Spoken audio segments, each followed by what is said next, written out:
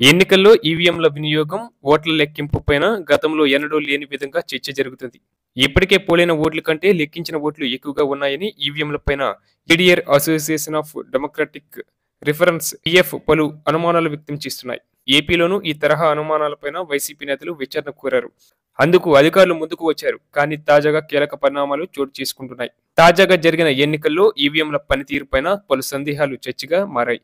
ఒంగోలులో రీకౌంటింగ్ చేయాలంటూ వైసీపీ అభ్యర్థి బాలినేని ఎన్నికల సంఘాన్ని కోరారు. అందుకు అవసరమైన ఫీజు చెల్లించారు. మొత్తంగా 12 ఈవీఎంలపై అనుమానాలు వ్యక్తం చేస్తూ రిటర్నింగ్ అధికారికి ఫిర్యాదు సమర్పించారు. దీనిపై విచారణకు 1,66,000 ఫీజుగా జూన్ 10న చెల్లించారు. బొబ్బిలి శాసనసభ స్థానం వైసీపీ అభ్యర్థి సంబంగి చిన అప్పలనాయుడు కూడా ఇదే రీతిలో ఫిర్యాదు చేశారు. ఈ ఫిర్యాదులన్నిటిపైన ఈ నెల 25 నుంచి 28 వరకు ఈవీఎంలు తయారు చేసిన కంపెనీ ప్రతినిధులు, ఎన్నికల కమిషన్ ఉన్నతాధికారుల సమక్షంలో విచారణ జరగనుంది.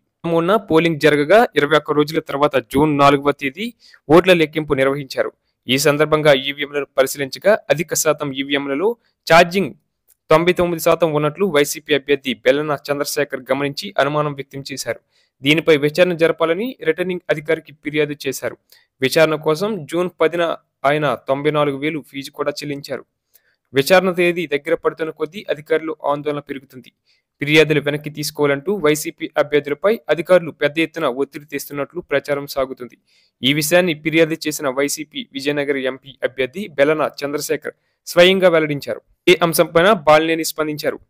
తన పీఏకు ఇలాంటి ఫోన్లు వస్తున్నాయని చెప్పుకొచ్చారు. విచారణ జరగాల్సిందేనని, వాస్తవాలు నిగ్గు తెలియాల్సిందేనని తను చెప్పినట్టు ఆయన విచారించారు.